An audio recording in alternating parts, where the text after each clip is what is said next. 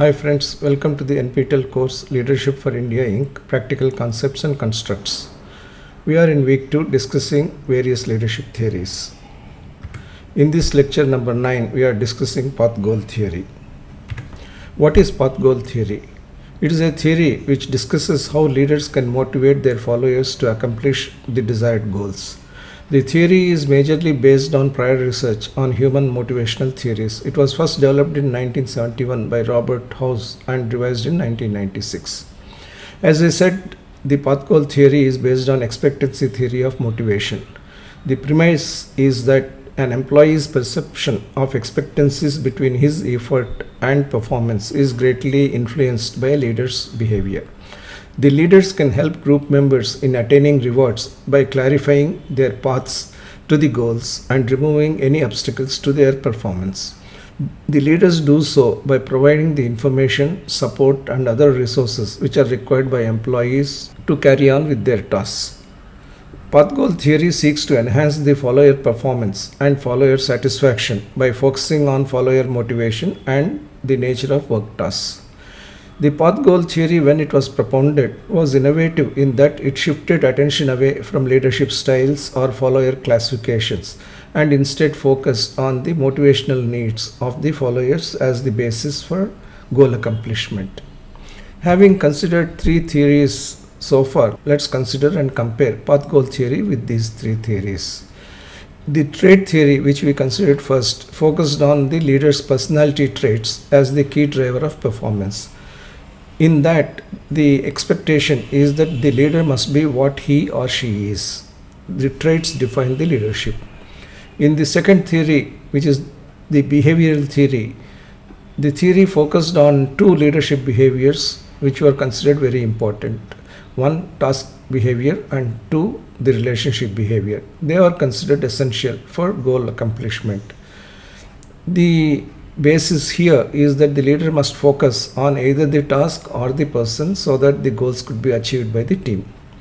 The situational theory, which we considered in the last lecture, focuses on leader adapting the style to the followers' development levels in terms of competence as well as commitment. This theory is based on the perception that leader must understand the followers' development level before developing an appropriate leadership style for the followers.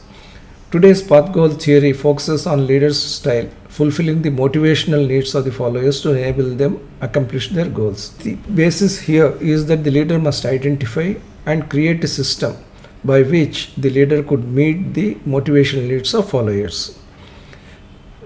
The logic of path goal theory is that the smoother the follower's journey towards the achievement of goals by the removal of obstacles by the leader, and the more clear the expectations being met by the system, be it the leader system or the organizational system, the greater would be the motivation of the followers to achieve their goals. That's the basic logic of the path goal theory. There are two aspects of the path goal theory. One is the passive version, which assumes that if a leader is able to provide to the followers clarity in plans and support in execution, removing the bottlenecks, roadblocks, and hurdles on the way, the work will be felt more personally satisfying by the followers and they would feel motivated. So in this system, we will have organization comprising a whole number of followers. We will have processes having hurdles and enablers, and results which are derived from the goals through the efforts of the leader as well as the followers. This is the passive version. We say it is the passive version because apart from removal of goals and hurdles, we are not doing much to motivate the employees. The active aspect of the path goal theory is that the follower performance is appraised to provide very explicit reward mechanisms for the followers once they achieve their goals. So we have a four-step process of followers having certain characteristics, tasks having certain characteristics, and motivational systems trying to link the follower characteristics and the task characteristics through certain leader behaviors, which will ensure the high level of leadership leading to high level of follower accomplishment. So the leader is very keenly observant of the followers' issues in terms of hurdles as well as the bottlenecks. He is also observant of the motivational needs of the followers and the reward mechanisms they are expecting. The expectancy theory has got four aspects. One, the valence. Two, the expectancy. Three, the instrumentality. And these lead to three important relationships which govern the theory. This expectancy theory was first formulated by Victor Vroom of Yale School of Management in 1964. He stressed and focused on outcomes and not on needs like Maslow and Herzberg. The key aspects of the expectancy theory are as below. Valence is the significance associated by an individual to the expected outcome. It is the expected but not the actual satisfaction. So the individual says that if I am able to do a particular act in this particular manner, an expected outcome would come. That is the valence. Then the expectancy. Expectancy is the faith that better efforts will result in better performance. So typically the follower seeks factors such as skills, resources, information and support so that he could perform better on the task. And the absence of these things would demotivate the employee or the individual. Instrumentality is the faith that good performance will have a good outcome, and it depends on the simplicity, clarity and transparency in the appraisal processes relating to the process and people. As a result of this, there are three relationships which can be formulated. One, the relationship between effort and performance. Two, the relationship between performance and reward. And three, the rewards and personal goals being linked together. So you can see the linkages. If an individual puts in good effort, the expectation is that there would be good performance. If there is good performance, the expectation is that there would be a good reward. And if there is a good reward, the expectation is that the personal goals of the individual would be met. So how much of the reward is desired by the individual, which is the valence, the assessment of the likelihood that the effort will lead to performance, that is the expectancy, and the belief that the performance will lead to reward, instrumentality. These are the three combinatorial factors of the expectancy theory, and each is important. If the individual believes that regardless of the effort I would not be able to gain the necessary performance, then this theory would collapse. Similarly, if despite the performance the outcome doesn't come because of various other bottlenecks and hurdles, then again this theory would collapse. So all these three relationships could work in tandem and in a seamless manner. So let's look at the effort performance relationship. The questions that would be asked by the individual and of course the leader is that what is the likelihood that my effort would be recognized in my performance appraisal? And it could promote psychological extravagance in terms of expectations on perceived outcomes and results as well as rewards. If an individual understands and knows that the performance he is putting in is likely to lead to reward, depending on the individual's mental makeup, there could be high expectation, medium expectation or low expectation. That is one part. The other one is the performance reward relationship. That is the extent to which the employee believes that getting a good performance appraisal leads to organizational rewards. There would be organizations wherein the individuals believe that whatever be the level of performance that is put in by the individuals, the organization would not reward that much because it is a conservative organization. On the other hand, there could be other organizations which could be very generous and very open about productivity linked or performance linked reward systems. So depending upon the organizational culture, the individuals may formulate their own opinions. It also depends on the optimistic or realistic or the pessimistic approach of the individual with reference to how he perceives performance and the reward mechanism of the organization. However, by its emphasis on performance payoffs, it induces the employee to perform. The third relationship is the rewards personal goals relationship. It is all about the attractiveness or appeal of the potential reward to the individual. We all understand that things like role title or the compensation package elevate the status within the family or within the society, and that is seen to be leading to some personal goal satisfaction. So the individual would naturally like to maximize satisfaction and minimize dissatisfaction. So the rewards and personal goals should be reasonably linked. Vroom was of the view that employees consciously decide whether to perform or not perform at the job solely depending on the motivation level, which again in turn depends on the three factors of expectancy, valency, and instrumentality. The expectancy theory, as you can appreciate, continues to be valid even today because the leaders try to raise the expectations of employees based on not merely their competence but also the performance linkage. And that is tried to be institutionalized through the performance appraisal mechanisms which tie up performance with rewards. And the way the individual responds to that is also dependent on how the individual goals are being satisfied by the reward systems that are offered by the leader and the organization. What are the contingencies involved in the path goal leadership? One, the employee factors such as skills, experience, and commitment. Two, leader contingencies such as employee engagement, employee satisfaction, and leader acceptance. The third, structural contingencies such as task structures, team dynamics. And fourth, employees' own expectations of working conditions, rewards, and recognitions.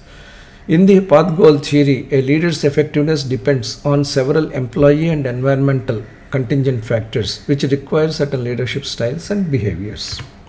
So, what are the leadership styles that are implicit in the path goal theory? One, directive leadership, similar to the one which we have discussed earlier. Two, the supportive leadership. Third, participative leadership. And four, achievement oriented leadership. It is kind of instructive as to how the leadership styles are similar to the situational leadership theory styles that have been discussed earlier.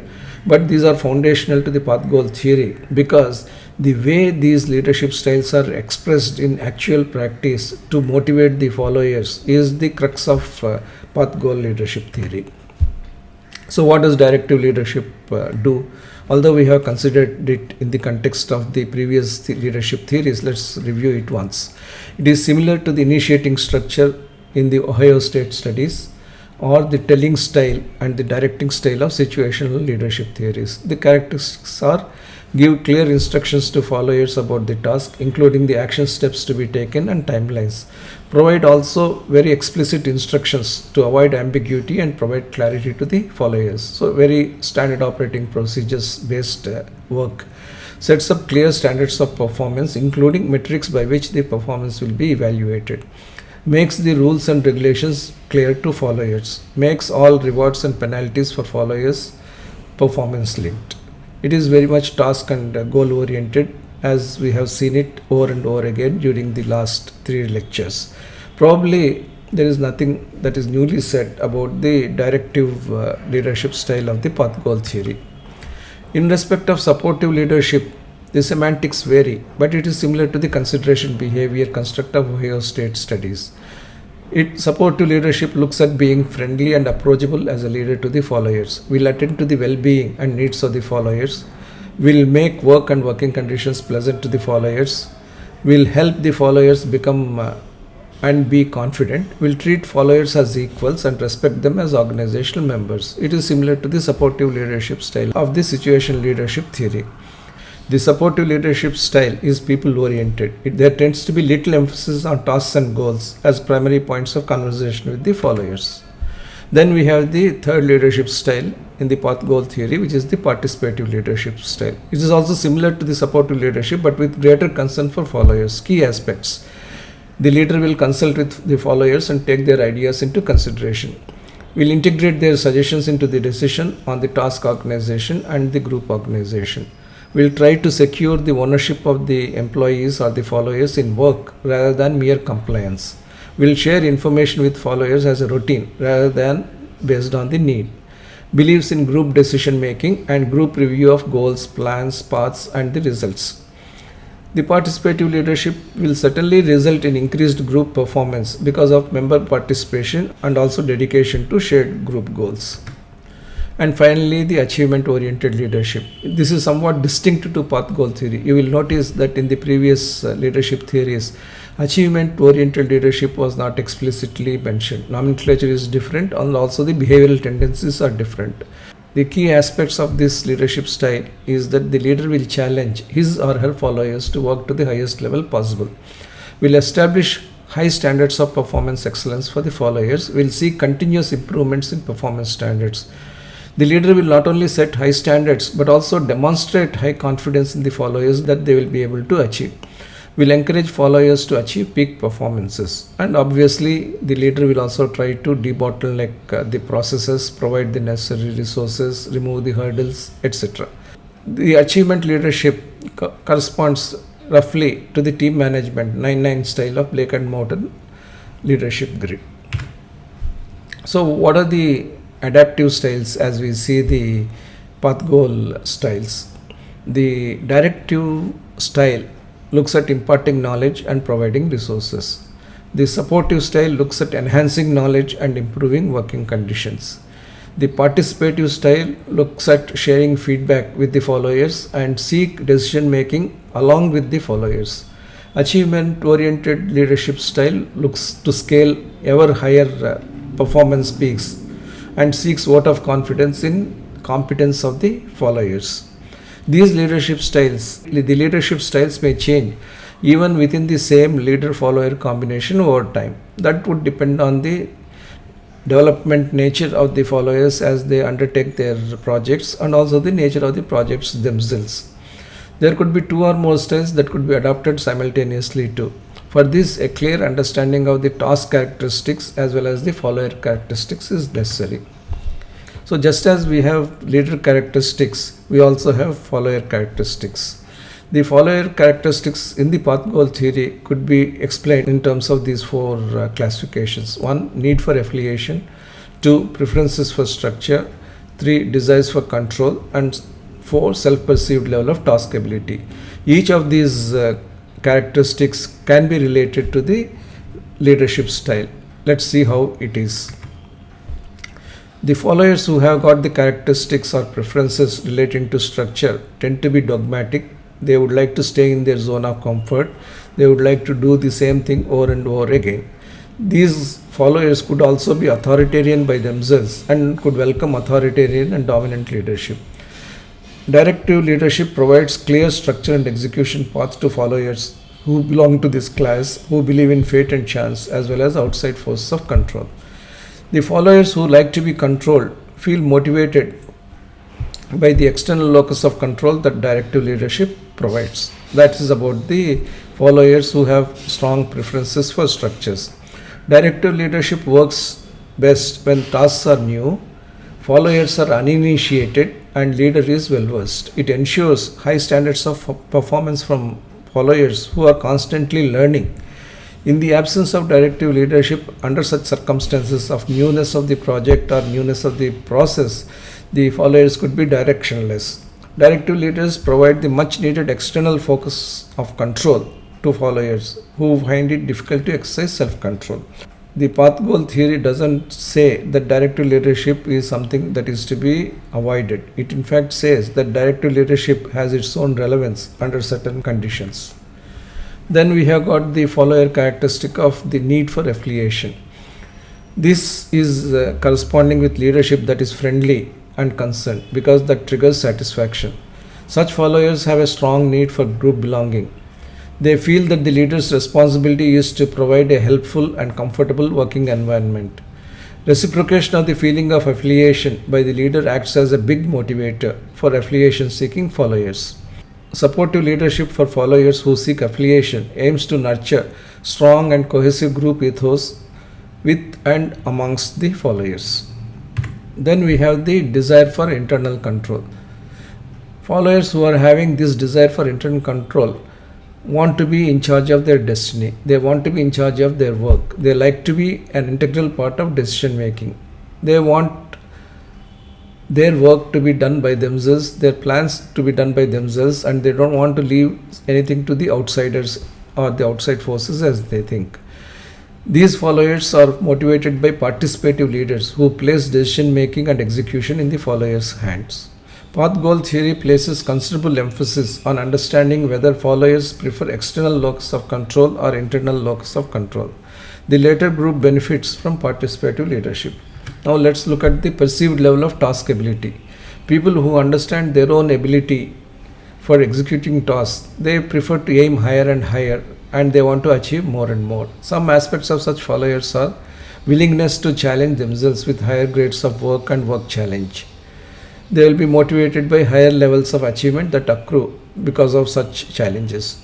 They will be pragmatic and creative, seeking to develop new ways of execution always. They want to step out of their comfort zone and perform new things. They do not see tasks as a burden, rather, they welcome tasks as an opportunity to prove themselves. These people are motivated by achievement oriented leaders who continuously propel them to higher performance trajectories. So, achievement oriented followers have high level of task ability understood by them within themselves. Therefore, they prefer equally achievement oriented leaders who push them to their limits. Achievement oriented leaders also tend to be participative leaders because they place decision making and execution in the hands of the followers. But the difference is that while the participative leaders may have a kind of shared goals, the achievement oriented leaders tend to place higher level of goals and higher levels of work standards before the followers and motivate them to achieve those higher goals and higher work standards. So they are well aware of the ability of the followers to self-direct and self-propel themselves to higher performance, and they leverage that capability of the followers. So we talked about the desire for control earlier. Every individual has a specific personality control which makes the person seek or respond to control. Therefore, we can classify all followers in terms of locus of control. In fact, we can classify all individuals. There are two types of control: one, internal locus of control, and two, external locus of control. Those followers who believe in the internal locus of control think that they are in charge of the events in their life. For them, participative leadership is motivating and satisfying for them as they feel part of decision making and in charge of their work. And by definition, such people also welcome achievement oriented leadership because they believe that they have things under their control, because they have the ability to overcome the challenges posed by higher levels of work standards and higher levels of goals. So internal locus of control is relevant both for participative leadership as well as for the achievement oriented leadership. External locus of control is for those individuals who believe that the events in their lives are governed by chance, fate, and external events. They kind of believe that the leader determines everything, or the organization determines. There is pretty little that the individuals can do. So directive leadership is motivating and satisfying for them because it mirrors their feeling that outside forces control their life. They are the kind of people who would like to be controlled by others. The spontaneity with which followers provide ideas and the conviction with which they go about planning and executing constitute a fair measure of the followers' internal locus of control.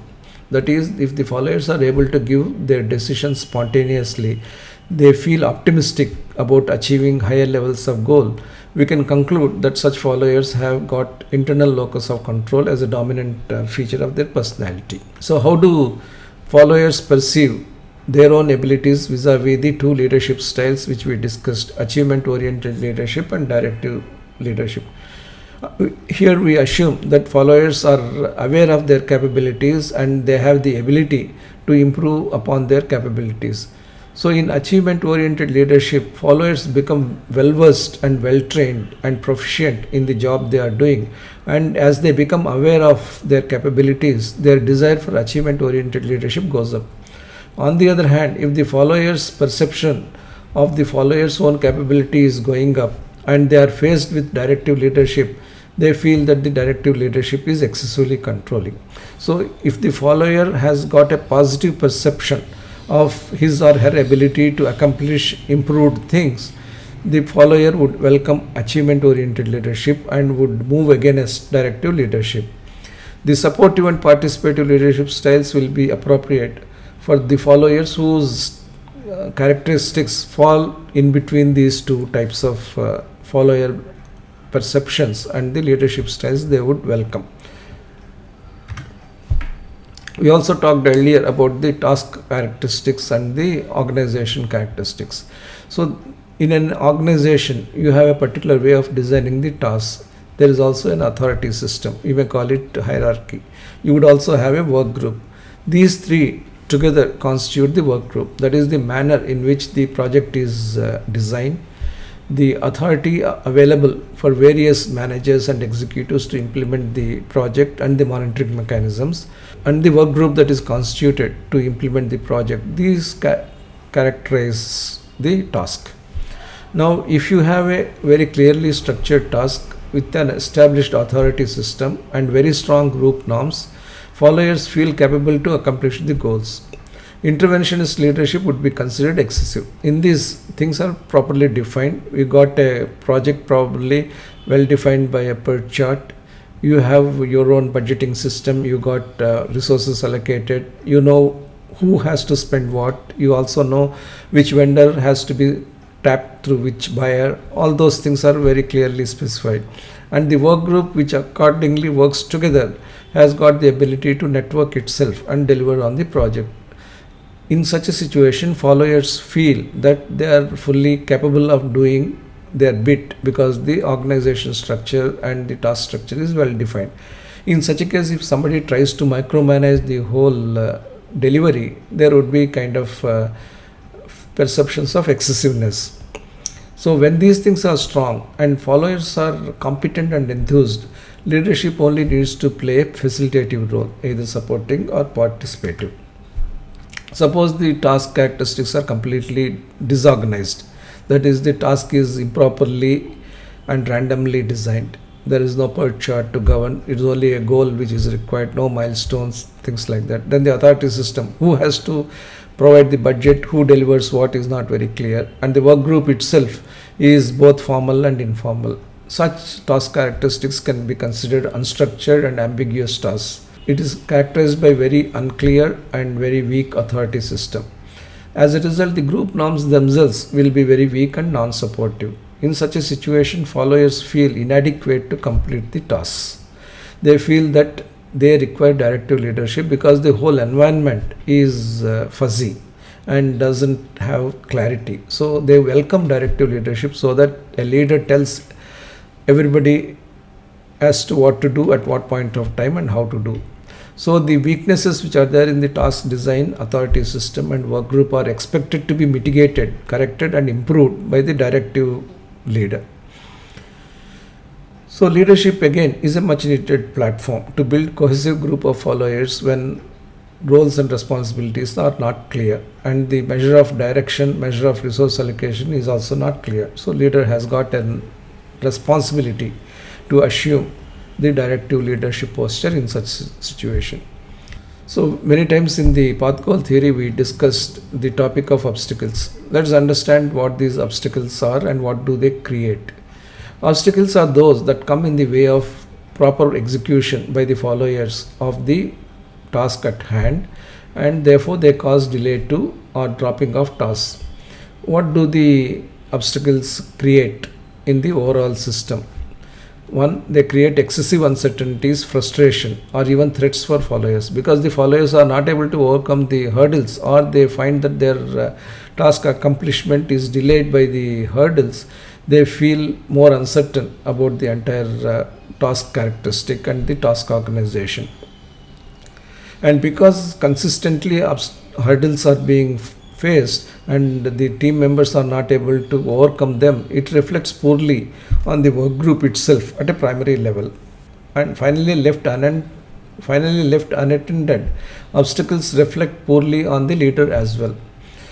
By helping the followers overcome their obstacles, leader does a great deal of benefit for the followers, and that is one of the primary ways in which the followers and leader bond together. When the leaders remove the obstacles, leaders also improve the expectations of the followers on their ability to achieve those tasks, and therefore they feel more motivated and the job satisfaction accordingly is increased. So given all these background materials, the path goal theory, which started with 4 leadership behaviors, has been expanded to add additional leadership behaviors which explicitly recognize the nature of the work environment and the nature of the task system. So the other 4 additional leadership behaviors are work facilitation, group oriented decision process, work group representation and networking, and value based leadership behavior. These are being seen as necessary along with the four initial leadership behaviors of directive, supportive, participative, and achievement oriented, so that the basic leadership behaviors are significantly reinforced in terms of the accomplishment of goals. Path goal theory has got its own advantages and disadvantages, and the applicability. Because most task characteristics tend to have ambiguity in common, certain types of organizations and certain types of followers tend to overcome the ambiguity through their autonomous and aspirational behavior, whereas others need directive push. So in this table I have compared the leadership behavior, the follower characteristics and task characteristics based on the types of companies we commonly encounter. The directive leadership provides guidance and psychological structure, and the followers are dogmatic and authoritarian, and the task characteristics tend to be ambiguous, unclear rules, and complex. The supportive leadership behavior corresponds with follower characteristics which are unsatisfied, need for affiliation, and need for human touch. The task characteristics are repetitive, unchallenging, and mundane. The participative leadership behavior, which provides involvement, is related to autonomy of the followers, their own need for control, their own need for clarity, and their wanting to retain the destiny of their own lives. Task characteristics correspondingly are ambiguous, unclear, and unstructured. However, it is their ability to make their own decisions, make their own plans, make the followers take those kinds of actions and activities seriously and make them worthwhile for their achievement. You can see that even the directive leadership behavior has these task characteristics to handle, that is ambiguous, unclear, and unstructured. However, the followers are differing in terms of their characteristics. Under the directive leadership, for the same type of task characteristics, you had dogmatic and authoritarian followers who welcome directive leadership behavior. Whereas in participative leadership behavior, which handles the task characteristics of ambiguity, lack of clarity, and lack of structure, the followers are different. They have an autonomous behavior, they need control, they need clarity to be done by themselves. That is the big difference. The achievement-oriented leadership provides challenges. High expectations are there in followers. They want to excel all the time. They also face task characteristics which are ambiguous, but their task characteristics are also challenging and complex. So effective leaders provide to followers what is missing in the environment in terms of enabling structures and process, and help them acquire additional capabilities to overcome their deficiencies. One of the important aspects of the leadership theories is that these are not merely to develop a cross-section of leaders and followers. The objective of the leadership theories is also to ensure how the leaders can move the followers to better levels of performance through either competency and commitment of the earlier theory, or through better motivational needs of the path goal theory, and also introspect and modify their own behaviors so that they put in an appropriate leadership style for the task characteristics that are at hand. Leaders need to analyze their followers in terms of the following questions, which serve as a rough guide. This is not the end of story for the questioning which the leader could do of themselves as well as the followers. And many more questions can be asked of the followers, but these provide guidelines.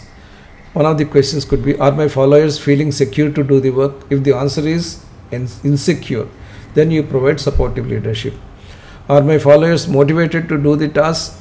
Then the answer is marginally from the leader is provide supportive leadership. On the other hand, if the followers are considered to be motivated to do the task by themselves, then you should provide participative leadership. Do they believe in their ability to do the task only marginally? Then directive leadership. Substantially, then supportive leadership or participative leadership. Are they interested in planning and doing? Yes. Then certainly provide participative leadership. Are my followers capable of stretch? Certainly then achievement leadership, if the answer is yes. Can my workers be motivated to believe in their abilities? Yes. Then provide directive leadership as well as supportive leadership. Can my workers take on new tasks confidently? Then provide supportive leadership. Do they believe that if they do their work, they will be rewarded? No. Then provide participative leadership. Because they need to provide their own decision making capability. Will more achievements improve the payoffs for followers from the work? Yes, then provide achievement oriented leadership, because the followers can see the clear nexus between the effort, performance and reward and their personal satisfaction. The authenticity of leader communication is a critical part of leadership success in path goal theory, because the performance of followers is based on expected rewards, expected efforts to get the proper outcomes, and therefore the leader should be authentic and demonstrate the ability to deliver on promises of both the work challenge as well as the reward accrual. The strengths of path goal theory are many. First, it provides a theoretical framework of how leadership behaviors affect follower satisfaction and work performance. Secondly, it prescribes 4 conceptually distinct types of leadership behavior based on follower and task conditions. It is one of the earliest situational contingency theories of leadership. It takes the situational theory a shade higher and a step forward by bringing in the contingency theory, the expectancy theory into the leadership model. It integrates the motivation principles of expectancy theory into the leadership theory, as we discussed. It also considers what motivates the followers instead of just analyzing followers in terms of their competency and commitment as done in the earlier theory. It also tries to understand what is the motivational lever for the followers, and it shifts focus from leaders' expectations of workers to workers' expectations of leaders, and it reminds leaders of their fundamental duty to guide and coach their followers. The path goal theory is both practical and people oriented. It offers a framework of important ways by which leaders can help followers. It nudges leaders to think of the motivational needs of their followers. What are the criticisms? The criticisms are that the framework is complex. It tries to straitjacket many aspects of followers and leaders into just 4 typologies. Because we have extended analysis to cover the efforts, outcomes, rewards, the motivational needs and personal goals, what was a simple leader follower matrix has been extended into a multidimensional matrix. There is a lot of complexity that has come in to the framework because of that. However, at the same time, we are keeping all of these things simple and straightforward in terms of 4 leadership styles and 4 follower characteristics.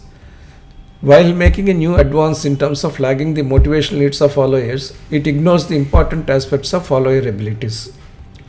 Design of task characteristics has many components leading to many possible combinations. Not all are considered in this model.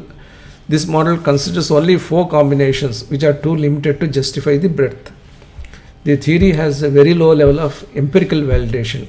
While research focused on directive and supportive leaderships, participative and achievement leaderships do not have many studies. While the research have focused on directive and supportive leaderships, there is not much research which supports participative and achievement leaderships. Like the other leadership theories, no focus has been laid on gender and demographic factors to the extent they are required. And also, as with other theories, leaders are expected to understand all types of follower behavior, switch between styles, understand the follower developments as the projects move on, and try to communicate effectively and also change their own styles to meet the varied follower characteristics. The theory does not address the motivation competence link. The earlier theory addressed the competence and performance link. This theory addressed the motivation and reward link, but the link between motivation and competence is not addressed. It also does not address the after effects of the linkage between motivation related to perceived results and actual results coupled with actual rewards. That is, the linkage of motivation with reference to the perceived results versus motivation linked to the actual results, and finally the actual rewards provided to the actual performance vis-a-vis the imagined rewards related to the expected outcomes. This complexity is not addressed in this theory. Therefore, the leadership practitioner may be at a loss to understand if the chosen style is appropriate or is being appropriately delivered. Therefore, as with all other theories, high emphasis is placed on the leader to be an ace analyzer and also a communicator in all the 4 leadership behaviors. Let's see where the path goal theory could find an application in different ways. Let's say the company is a startup company. The task characteristics are very clear goals, very ambiguous paths, open experimentation, and complex environment. The follower characteristics are passionate, creative, learning. The leadership behavior is achievement, it provides challenges. And how does it help? It empowers and drives the followers to scale greater heights. So the task characteristics are those which are more appropriate for followers who are having the creative ability, the learning ability, and an achievement orientation. And startups are typically founded by such founders, and also team members also share such a passion and ability to control their own destiny and scale greater heights. Therefore, accomplishment oriented leadership style or achievement oriented leadership style is appropriate for the startup company. Let's say we have an automotive company which is an established company. The task characteristics are, it is a competitive organization, lot of structured task characteristics exist, and productivity is at a premium. The follower characteristics are that they are tuned to efficiency, they understand the importance of output. In fact, daily output of automobiles is an extremely good indicator of the efficiency, and regular improvement is expected because the market is highly competitive. The leadership which is required is supportive, because both directive type of effort is required on the part of the leader, and also nurturance is required. So how does that help? It provides comfortable working conditions and provides recognition for the employees. Let us look at a pharmaceutical company which is also established. The task characteristics are that it is a highly regulated environment. The workflow is repetitive because you cannot vary from the drug master file or the new drug application which you have made. You have to comply with what has been declared as the product and process characteristics, and quality is paramount. When that is the situation, the followers tend to be compliant, very careful, and service oriented. And the leadership behavior that is appropriate for this type of firm is directive, because it makes tasks and execution clear. And the help it renders is through execution satisfaction and patient service. Nature of the company, let's say, is a diversified company within the established group. The task characteristics are ambiguous, challenging, and complex. The follower characteristics tend to be autonomous because they have seen different types of industrial environments and they would like to perform adequately in those industrial environments. They have the need for recognition and they have ownership in diversifying their company. The leadership behavior that is required is participative, so that they are involved in the diversification decisions and take the challenge along. How does this help? It empowers followers to move into an uncertain future by having control over their own planning and execution. In contemporary times, technology and competitive trends impact task and follower characteristics in multiple and differentiated ways compared to the classic theoretical model. So if one were to apply path goal theory, we would need to do a significant detailed analysis of the task characteristics, the follower characteristics, and develop a leadership behavior which will help the followers accomplish the task characteristics. That is very important. So what are the limitations of the path goal theory? There are a few. One, it is not fully equipped to analyze followers in their complete spectrums. It also has the inability to articulate effectively because the combinations are so many. It is very difficult for a leader to address all the follower expectations with reference to the goals, explain the connectivity between the results, rewards, and the expectations. Second limitation is that tasks tend to be complex. If you are looking at a project such as establishing a greenfield facility, the tasks involved are so complex that the path goal theory cannot be applied as a whole to the entire spectrum of activities. Probably it can be applied only at a macro level to certain individuals. So multiple dependencies that exist in tasks and the overly broad and or deep nature of the tasks limit the applicability of the path goal theory to the full spectrum of the organizational activity. Then the follower features themselves are very qualitative and could differ from follower to follower and also differ from a leader to leader based on the appreciation prisms the leaders have. So the abilities could be very varied, expectations could be very varied, and motivational characteristics could be very varied. And the same follower could be seen in different light by different leaders with reference to these three features. These limitations should be used as a reckoner to improve the overall capability of the leader ecosystem. Path goal theory certainly is a great improvement over the previous three theories which we discussed, and if the expectation, effort, outcome and reward linkage is properly defined, it would be possible to implement path goal theory at least in small group setting in the beginning, and then extend on a wider front in the organizations. It is possible to cascade down path goal theory starting, let's say, from the CEO CXO level, that is the senior leadership team level, and take it down as much as possible depending upon greater understanding of the leader limitations, leader characteristics, as well as the follower limitations, as well as the follower characteristics.